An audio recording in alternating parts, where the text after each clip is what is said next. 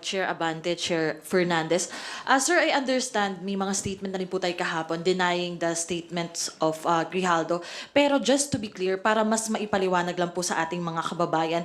So may nangyari nga po bang private meeting about dun sa statement nga with Grijaldo? And ano po kaya yung reason, kung meron man, na bakit siya kailangang ipatawag in private? Si Grijaldo po.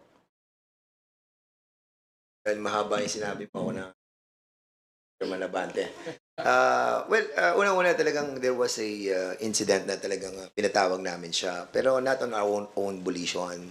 Because it was Colonel Garma, as what I'm saying sa mga interview sa akin, that asked na kausapin si Colonel Grijaldo. Kasi si Colonel Grijaldo, according to Colonel Garma, is a friend of her. So, sabi namin, tama-tama, andun si Colonel Grijaldo, so tawagin na natin. So it was at the back of the Quadcom. So nang kinausap namin siya, sabi ko nga kay Chairman Abante, kausapin natin kasi nga kaibigan daw, siya makakapag-confirm ng mga affidavit na ginawa niya doon sa supplemental. So what we did was, yung lawyer, sinabi namin na pumunta para in the spirit of transparency kasi mahirap naman na kami lang. Kasi we always see to it na dapat talagang merong kasama. As a matter of fact, yun din ang sinabi ko sa media that prior to the Quadcom hearing, nagkausap kami ni Colonel Garma. And I asked the permission of the chairman to be with me. And he accompanied me para at least transparent talaga yung usapan. Unfortunately, yung sinasabi niyang coercion and harassment, it never happened. Talagang wala namang coercion na nangyari. And ako, natatandaan ko kasi merong isang tao na naandun sa loob pa eh. Aside from the two witnesses na at the two lawyers ni Garma, si chairman saka ako, and then somebody kilala ko sa mukha, hindi ko lang matandaan kung sino na staff yon. So we were discussing yung I think it was number 17 na sinabi ko ito na sabi ni Garma, mako-confirm mo daw yung sa reward system. Naku, wala po kaming alam dyan. Wala po akong alam dyan. So, pinoint ko pa yung iba, yung 1999. Tama yung sinasabi niya. Pero yung kinuers namin siya at hinaras namin siya, kasi ang coercion talagang gagamitan mo ng threat eh. Gagamitan mo siya ng force eh. Kung ginamitan natin siya ng force during that time, di ba? There was still a lot of time for him to react eh. No? Unfortunately, hindi niya yung ginawa. At the same time, we cannot do that. Alam mo, it's so unethical for the two of us not telling yung sa mga chairman like si Ace, si Chairman Acop, saka si Congressman Paduano about do sa isyong yon. Kung pipilitin namin siyang magsalita, and it will be against sa ating procedure na to bet first yung mga magsasalita para at least sigurado tayo. So yun yung tunay na nangyari. But of course, meron din ako sinasabi na issue na yung reason kung bakit niya ginawa yon. Well, yun yung aking analysis dun sa pangyayari. Bakit nila ginagawa to against us? Well, unang-una, demolition yun. Pangalawa, it's an attack against me and, against you. And most likely, they really wanted to discredit the whole of the Quadcom. And it's quite unfair, no, to all of the members of the Quadcom, especially the chairman. What happened nang invite namin with our own volition na to talk to Colonel Grijaldo because it was asked by Colonel Garma. And sa amin, yun ang nakita kong naging repercussion ng ginawa namin. But of course, in every betting that we are doing, we always see to it that there are people around. Opo, sorry, follow up lang sir dun sa sinabi ngo yung nakikita nyo itong ay demolition. Ano rin po yung masasabi nyo na paulit-ulit sinabi ni former President Duterte na subornation of perjury at sabi nga niya maghahain pa siya ng kaso against about this against you po sir. Ano pong masasabi niyo ron at bakit po ba nung meeting wala ring abogado mismo kasi ang nasabi niyo po ang may abogado si Garma but po walang abogado si Grijaldo? Kasi betting process pa lamang yun eh. Alam mo sa Kongreso, inakausap muna namin and then kapag nalaman namin na pwede nating i-validate yung mga sinasabi niya, then the lawyers will come out. So, that time, wala namang lawyer na dala si Grijaldo during that time eh. Ang may lawyer doon is si Garma. And that's the reason why we asked na kung pwede yung dalawang lawyer pumunta doon para at least transparent yung usapan. Now, kung nagsabi siya na, yes sir, kinocontrol ko po yan, alam ko po yung reward system. And then, bring your lawyer. Yun ang ano namin, yun ang sistema ng procedure namin sa betting eh. Kasi otherwise, kung una pala may co-coerce na namin siya. Alam namin, babalikan kami niyan. We're not like that. And you have to remember that we have a lot of evidences already. As a matter of fact, yung ating pong sinasabi natin na corroborative, no? Na-corroborate na eh. Actually, hindi naman kay Colonel Garma nagsimula yan eh.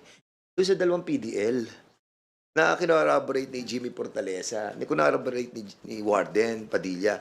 Saka lamang dumating si Colonel Garma, saka lang dumating si Commissioner Leonardo. So now, sinasabi ni Garma na ito, meron pang isang kaibigan ako na magko-corroborate doon sa mga sinabi ko. Well, actually, kahit wala siya, hindi nga siya hindi nga siya pinag-uusapan namin, kaya nagulat ako nang nandun lang siya, nagsasalita siya against us. Well, script nila yon eh. Bahala sila doon. Well, panindigan niya kung ano magiging repercussion sa kanya dahil nga we will not take that sitting down.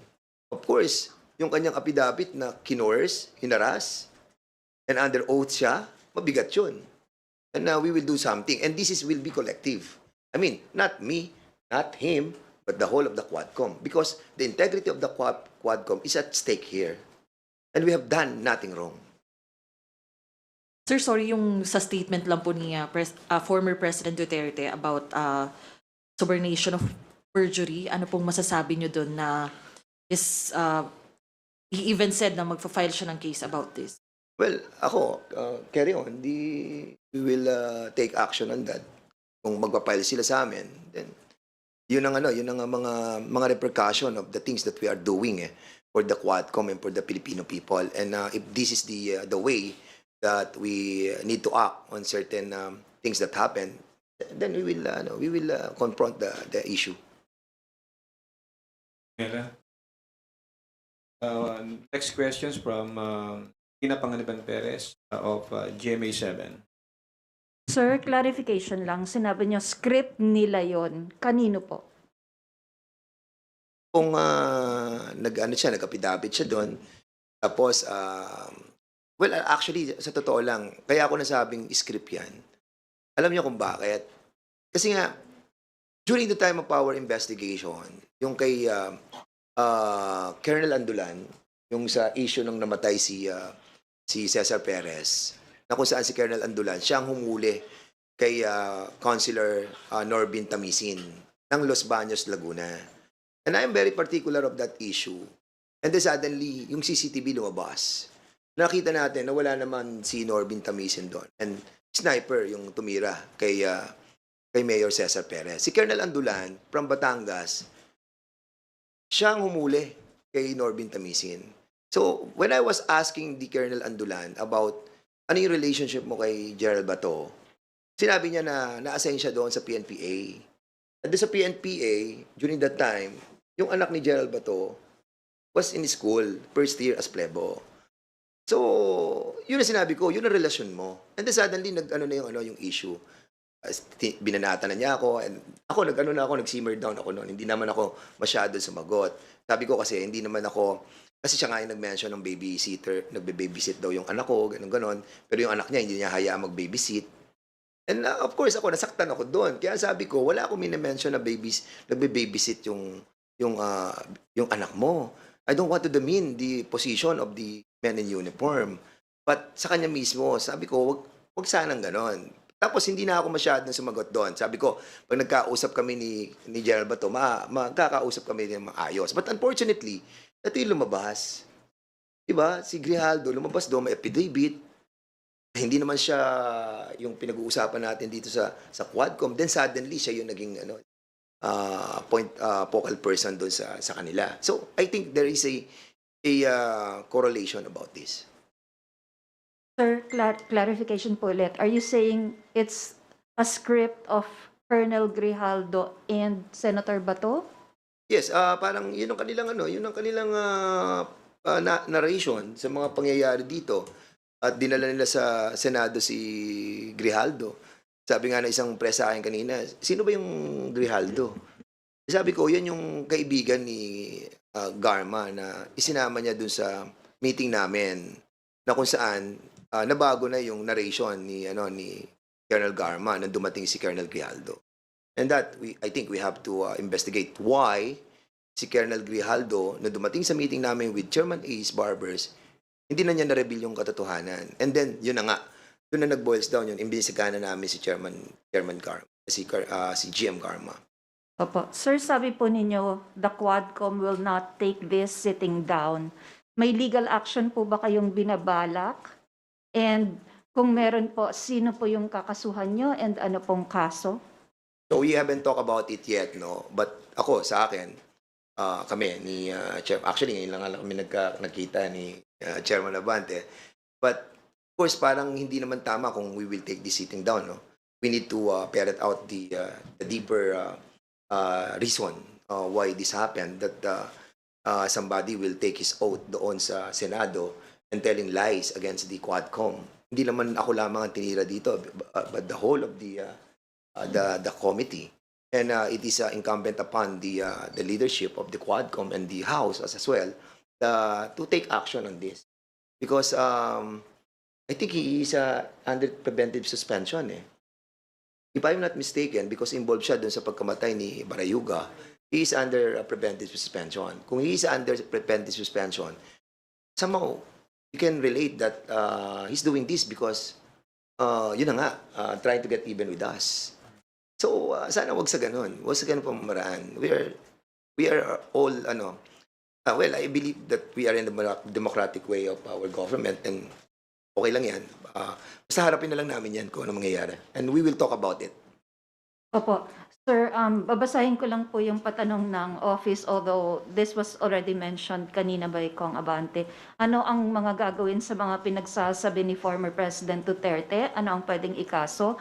Makakatulong ba ito sa ICC? And I will add my own question. Kasi, di ba, dati nag-turn over kayo sa OSG ng documents for civil proceedings. May gagawin din po ba kayong ganong action in relation naman po sa criminal cases na connected po doon sa testimony ni President Duterte sa Senate? Well, nabanggit ko na, binanggit ko yung Republic Act number 9551, no? Na entitled noon, the Philippine Act on Crimes Against International Humanitarian Law, Genocide, and other crimes against humanity. Hindi kami magdidemanda eh. I mean, sa amin po, sa Quadcom sinabi namin po ulit-ulit we just want justice to be done. Bilang chairman ng Committee on Human Rights, we just want justice to be done. Now, naniniwala naman kami sa war on drugs Pinapaniwalaan namin yan Ayaw namin ng drugs sa Pilipinas Ayaw natin manatili ang mga drug laws sa Pilipinas. Pero, was it necessary to kill more than 20,000 people para lang ma-stop yung drugs sa ating bansa? No. Meron sa tinabi na collateral damage. Collateral damage ba yung napatay na 3-year-old, napatay na 9-year-old? Collateral damage ba sa Kian Alejandro? O sinasabi nila, ilan ba ang napatay ng mga drug lords? Ilan ba? O, sa data na kinuha namin sa Philippine National Police, wala pang 100 Ilan ang napatay ng mga drug pushers? Drug pushers na mga talagang mahihirap. More than 7,000. Ilan ba napatay ng mga drug users na dapat hindi patayin?